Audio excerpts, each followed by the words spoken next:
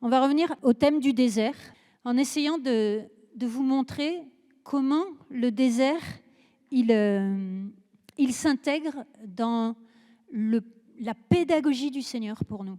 La période qu'Israël vit au désert, toute cette histoire de l'Exode qu'on est en train de relire là maintenant en cette période de carême, c'est le paradigme, c'est-à-dire c'est l'histoire symbolique qui est la nôtre.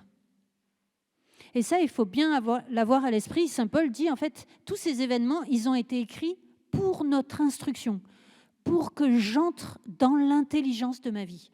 Si je ne connais pas l'histoire d'Israël, si je ne connais pas la Bible, si je ne connais pas la parole de Dieu, je ne vais jamais entrer dans l'intelligence de ma vie. Donc vous voyez, l'Égypte, la mer Rouge, le désert, la terre promise. Cette histoire du peuple d'Israël, donc qui est esclave en Égypte, qui vit la libération par Moïse, qui rentre au désert, qui va en terre promise. En fait, le nouveau Moïse, c'est Jésus, qui va me tirer de l'esclavage du péché, me libérer de Pharaon qui est Satan, qui va me faire traverser la mort pour me faire déployer la grâce tout au long de ma vie et me faire entrer dans la vie éternelle. Ok ? Donc vous voyez, ici, je suis plongée dans la mort et dans la résurrection de Jésus. Le baptême, ce n'est pas simplement 3 gouttes d'eau versées sur le front d'un enfant je sais pas, parce que ça plaît à la grand-mère, quoi. Le baptême, c'est être plongé, immergé, baptisé, baptisein en grec, c'est je suis immergé, c'est-à-dire je suis plongé dans la mort et dans la résurrection de Jésus et j'y reste immergé. Je suis plongé pour toute ma vie dans la mort et dans la résurrection de Jésus. C'est pour ça que son baptême, on ne peut pas l'effacer. C'est un sacrement, donc c'est indélébile. J'ai été immergé dans la mort et dans la résurrection de Jésus. Et je vis de cette grâce. Ok, en ayant posé ça, ça me paraît important parce que parfois on peut avoir de fausses images du désert et surtout, on peut confondre dans notre vie la mer Rouge, l'Égypte, le désert, la terre promise. Et c'est parfois difficile de les différencier. Mais plus je vais arriver à sortir de la confusion en me disant « Ok, là, c'est le désert. Là, je suis en Égypte, je suis esclave. Là, je construis des briques pour tel pharaon, qui est mon égoïsme ou mon besoin de réalisation de moi. » Et du coup, je vais comprendre les épreuves de ma vie. Parce que, vous avez bien entendu, le désert, c'est le lieu où le Seigneur me conduit. Le Seigneur me conduit au désert. Pourquoi ? Le Seigneur, en fait, si vous voulez, je vais le résumer comme ça. Je prends conscience de mon esclavage. Je suis en Égypte. Là, je suis esclave de telle chose. Je suis esclave des écrans, je suis esclave de telle relation, je suis esclave de cette blessure que j'ai dans ma vie. Donc, je suis esclave. J'en prends conscience. Le Seigneur, je vis un temps de grâce, par exemple un week-end comme ça. Je vis une démarche où je dis ok, avancez-vous devant l'autel, faites don de votre vie au Seigneur. Vous avez déjà vécu des week-ends comme ça ou des temps comme ça de grâce où le Seigneur est passé et a agi. Et pourtant, parfois, j'ai l'impression d'avoir repris ma vie comme avant. Pourquoi ? Le Seigneur me fait vivre cette libération. Il me fait traverser la mer. Qu'est-ce qui se passe après ? Derrière la mer, il n'y a pas la terre promise. Derrière la mer, il n'y a pas la terre promise. Derrière la libération, il n'y a pas tout de suite la terre promise. Derrière la grâce que je reçois, il n'y a pas tout de suite la terre promise. Elle est déjà là en puissance, mais le Seigneur qui m'aime me laisse à ma liberté d'incarner cette grâce, de libérer totalement cette grâce, de la mettre en acte dans ma vie. Et ça, c'est le désert. C'est-à-dire que j'ai vécu un kairos, un passage de Dieu, un temps fort, et je vais entrer dans un chronos, c'est-à-dire un temps qui dure, qui peut être parfois monotone, qui est régulier, qui ressemble plutôt à une épreuve, où il va me falloir endurer pour pouvoir entrer dans la terre promise. C'est-à-dire pour entrer dans la terre promise, non pas en esclave, on l'a entendu tout à l'heure, en fait, quand le peuple hébreu sort de l'Égypte, il pense être libéré de Pharaon. Oui, il a fait un pas. Par exemple, si je rentre d'un week-end, je me débarrasse de telle chose, je fais tel passage, je pose tel pardon, j'ai fait un pas. Pharaon, de fait, est englouti dans la mer. Mais je vais me retrouver dans le désert à prendre conscience que le pire Pharaon, le plus redoutable, c'est moi-même. Et que celui-là, je l'ai emmené avec moi. Au début du christianisme, les premiers siècles, il y a eu les persécutions.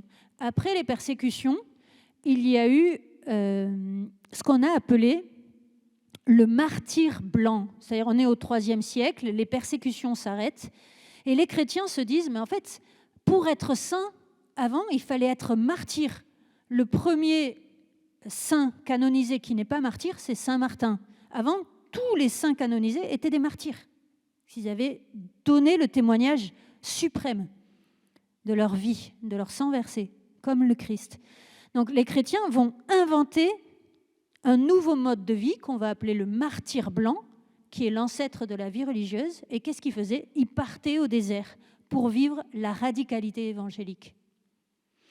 Et ces siècles d'or un peu du christianisme, où on a les pères du désert, ce qu'on appelle les pères du désert, c'est un héritage dans lequel je suis appelé à puiser, vous êtes appelé à puiser, de la même manière que les exercices de Saint Ignace font partie de la richesse de l'Église et je peux m'en servir pour discerner ma vocation. De la même manière que la tradition franciscaine va m'apporter la pauvreté, la louange, de la même manière, la spiritualité, je ne sais pas moi, du Carmel, va m'apporter aussi la grâce de l'oraison.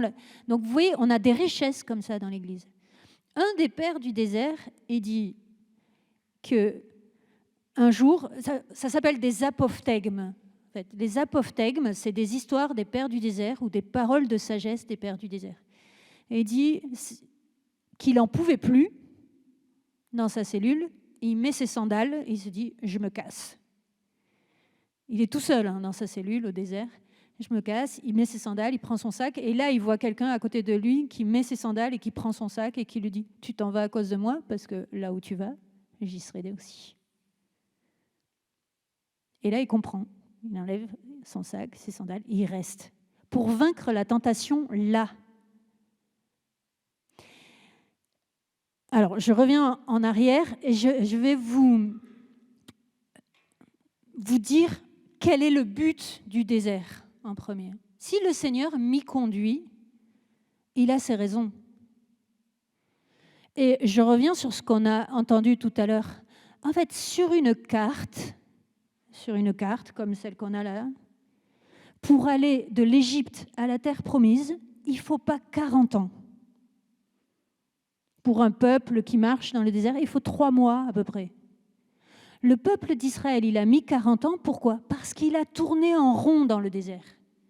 Parce qu'il n'a pas cessé de murmurer en se disant « Ah, on n'était pas si mal quand on était en Égypte ». Ils oublient esclaves, ils oublient les corvées de Pharaon, ils oublient les coups de fouet des gardes chiourmes, ils oublient tout ce qui vivait, qu'on jetait les premiers-nés mâles dans le Nil. Ils oublient tout ça. Mais en Égypte, on n'était pas si mal, on avait les oignons, on avait...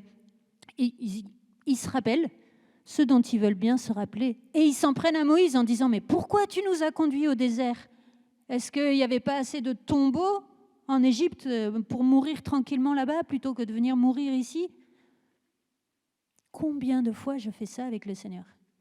Mais si j'entre dans l'intelligence de mon histoire et que je comprends que, en fait, dès que je refuse la tentation, qu'est-ce qui se passe? Quand je refuse une tentation, essayez de vous mettre, essayez de traduire ce que je suis en train de dire dans votre vie. Tu refuses une tentation. Qu'est-ce qui se passe? Aussitôt, tu rentres dans l'épreuve. C'est logique. Tu refuses de cliquer sur tel site. Qu'est-ce qui se passe? Tu vas être là, qu'est-ce que je fais? Allez, je suis dans l'épreuve. Mais l'épreuve va durer le temps que je vais le lui permettre. Si à ce moment-là, je décide d'aller faire un foot ou d'inviter, je sais pas, en fait, je vais sortir de l'épreuve. Donc, une chose qui est vraiment importante à comprendre, c'est que le désert, mon désert, il va être aussi ce que j'en fais.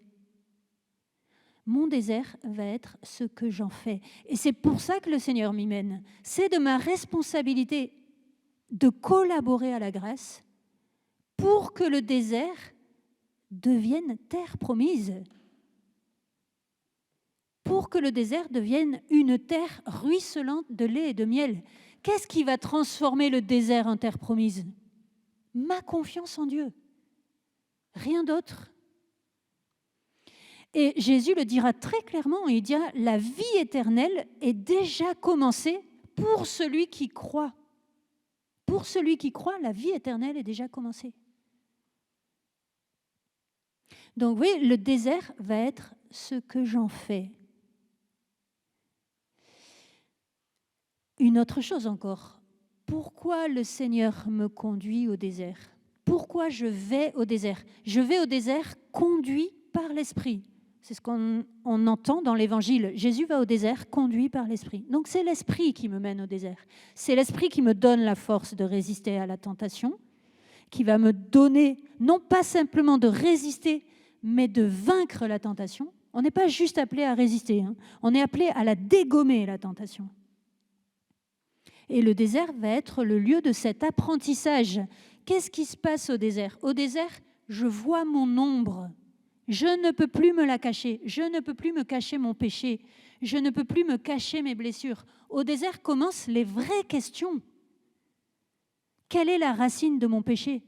Quelles sont mes tendances désordonnées? Quel est mon véritable désir? Quelle est ma terre promise? Quelle est la promesse du Seigneur qui repose sur ma vie?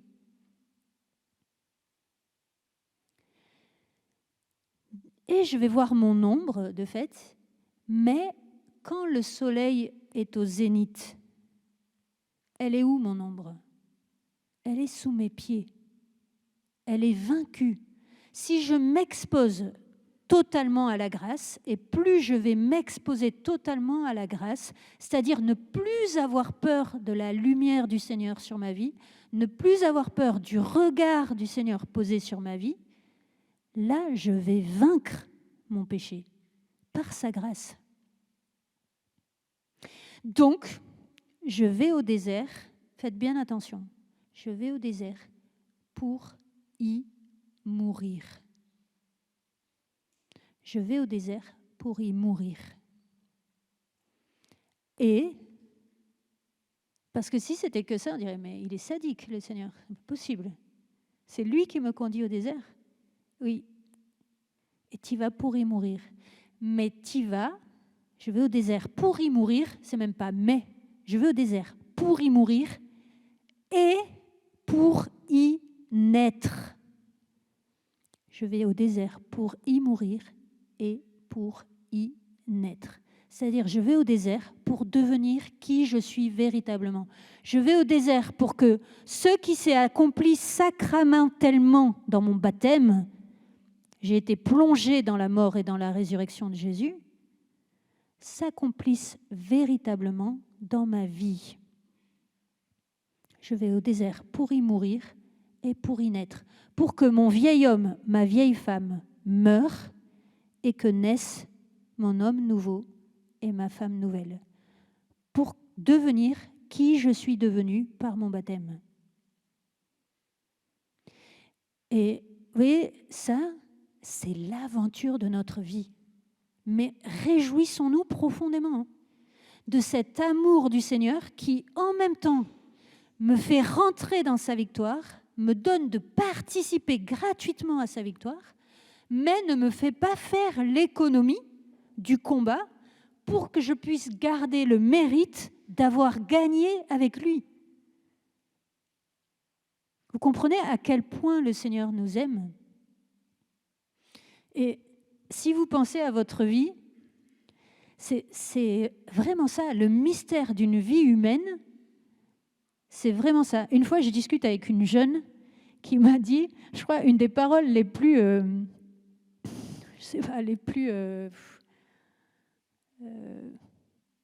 une vision de la vie complètement désidéalisée, quoi. Elle me dit, c'était 22 heures, il faisait nuit, elle me dit, en fait, la vie, sœur Brune, c'est une maladie mortelle sexuellement transmissible. Vous imaginez la désespérance? Et elle n'a pas tout à fait tort, en fait. Sauf que ce n'est pas une maladie. Mais la vie, de fait, quand je nais, vous imaginez pour des parents qui donnent la vie. Waouh, tu tiens la vie. Encore quelqu'un me le disait il n'y a pas longtemps.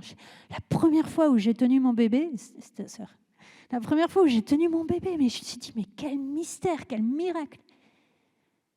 Et vous imaginez la déchirure pour un parent de se dire, en fait, je donne ma vie à mon enfant pour qu'il meure. Beau cadeau. En fait, je lui donne la vie. C'est la déchirure de Marie, hein, quand elle voit Jésus sur la croix. En fait, ce corps qui est crucifié là, qui meurt, cette vie, mon enfant, c'est moi qui te l'ai donnée. Je t'ai donné la mort. Et Jésus lui répond, ah non, non, tu m'as donné la vie éternelle, entre guillemets, parce que c'est le Verbe. En fait, et aujourd'hui, le corps du Christ, on y communie, ce corps sacramentel, ce corps de crucifié ressuscité, on y communie pour participer à sa mort et à sa résurrection. Et ma vie, c'est cette aventure-là. Une fois, je vais chez le dentiste. Vous imaginez, il me soigne, j'ai la bouche... Et il me pose des questions et moi, je suis là... Et puis, à un moment, du coup, il parle tout seul, mais il parle à une sœur, il a conscience que je suis sœur. Donc, et il commence à me dire, mais moi, ma sœur, j'ai 6 enfants, enfin, non, 7.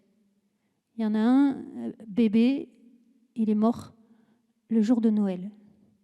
La veille de Noël, il est mort de la maladie du nourrisson, du nouveau-né.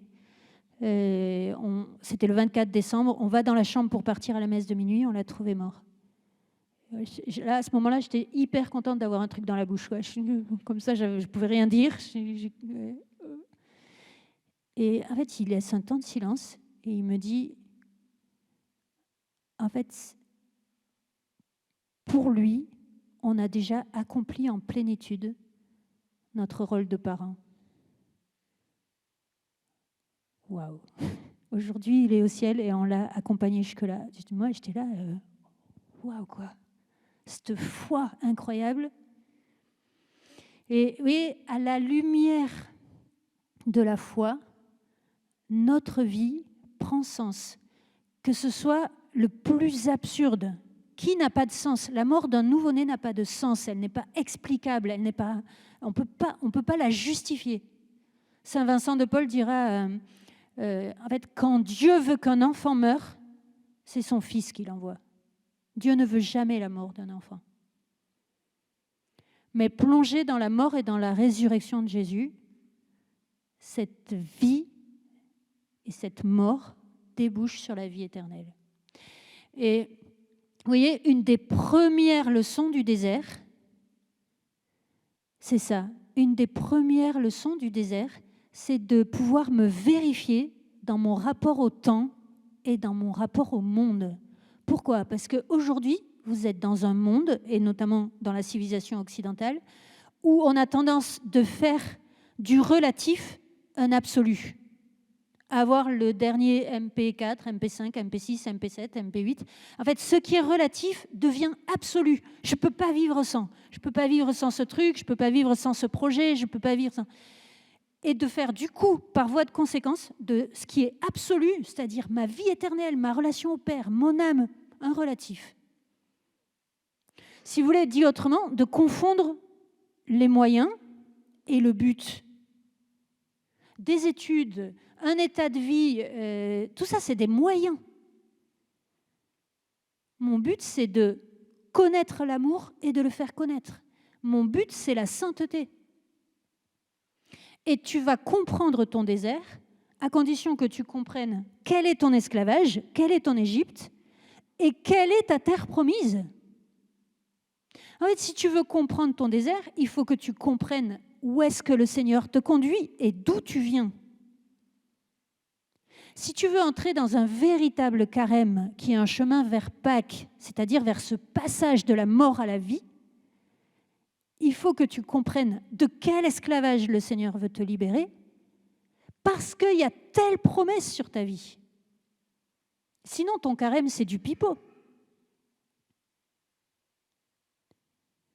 Une autre leçon du désert, c'est la solitude. En fait, le désert va me permettre à la fois, et ça c'est magnifique, c'est encore l'amour de Dieu seul qui peut faire ça. Le désert va me permettre de prendre conscience de ma solitude radicale. Et le désert, je sais qu'il a plusieurs formes dans vos vies. Ça peut être ces études qui sont trop longues, ça peut être cet appart qui est pourri, ça peut être telle maladie, ça peut être telle solitude affective, ça peut être plein de choses, le désert. Mais oui, si je comprends pourquoi il est là, de quel esclavage il me libère, le fruit de quelle libération du Seigneur il est, pourquoi le Seigneur me fait passer par ça, qu'est-ce que je dois comprendre, qu'est-ce que je dois incarner, parce qu'il me conduit vers cette terre promise bien précise, vers l'accomplissement de sa promesse pour ma vie. Si vous voulez, c'est comme si je disais, pourquoi Jésus est mort et ressuscité pour toi? Et là, tu comprends le désert que tu vis. Là, ton désert, il prend sens. Et si tu ne fais pas l'expérience de cette solitude, qu'est-ce qui se passe dans le désert? Je suis seule. Je suis seule. Qu'est-ce que je vais faire du coup? Je vais mettre mes écouteurs. Je vais me regarder une 5e série. Qu'est-ce que je fais? Je retourne en Égypte. Du coup, mon désert, au lieu de durer 3 mois, il va durer 40 ans. Parce que je me dérobe à la leçon que le Seigneur veut me donner, comme un papa. Comme un papa.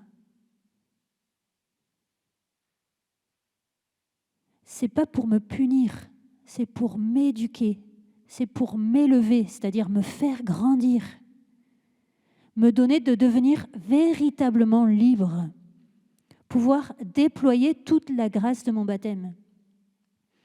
Donc une autre leçon du désert, et une autre caractéristique du désert, c'est le silence qui va avec la solitude. Pardon, oui, j'ai pas dit. Du coup, dans le désert, je vais faire l'expérience et de la solitude. Je suis radicalement seule. Et c'est important que je prenne conscience que je suis seule. On est tout seul et on meurt tout seul. Mais s'il n'y avait pas des bras pour m'accueillir, s'il n'y avait pas des personnes pour prendre soin de mon corps, en fait, je ne serais pas là. Donc, dans le désert, je vais faire à la fois l'expérience de la solitude, et parce que je fais l'expérience de la solitude, je vais faire l'expérience d'avoir des frères et des sœurs. Mais si je fuis cette solitude, si au moment où je me sens seule, je vais chercher un placebo, je vais chercher un câlin, je vais chercher telle distraction, je vais chercher... Ce que tu cherches véritablement ne s'obtient pas de cette manière-là. Tu fais fausse route. Tu dévies de ta cible, tu entres dans la tentation, tu entres dans le péché.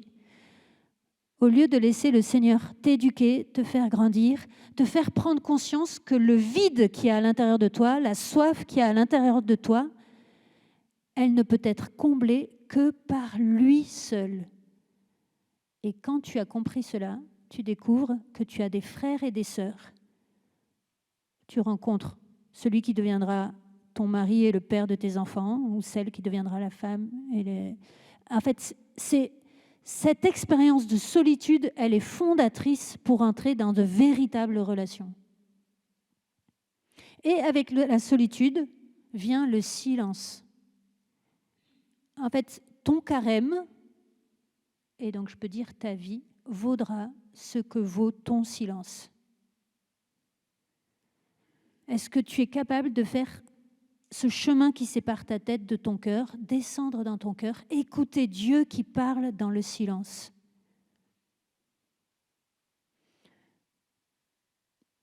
Bon, une autre caractéristique du désert, c'est peut-être qu'on la verra un peu plus demain, mais une autre caractéristique du désert, la principale, je pense que c'est vraiment le combat spirituel. Pensez un instant à une tentation que tu vis ou à une épreuve, à un temps de désert. Et en fait, si tu avais la même énergie, ce serait plus simple, non? Et gardez bien ça à l'esprit. Hein. Ce n'est pas la grâce qui fait souffrir, c'est le péché. Ce n'est pas du côté de Dieu qui manque quelque chose, c'est de notre côté à nous, parce que nous ne sommes pas toujours aussi résolus pour vaincre la tentation.